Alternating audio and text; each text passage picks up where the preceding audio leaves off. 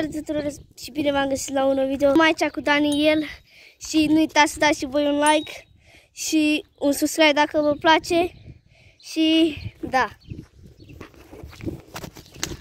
Bun, o să ne plimbăm cu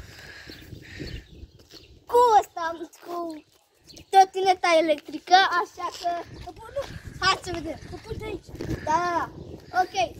O să ne ducem până la școală și până apoi, da? Ok. Stai că cameramanul nu știu cine aibă are, s-a fost supărat cameramanul. Hai!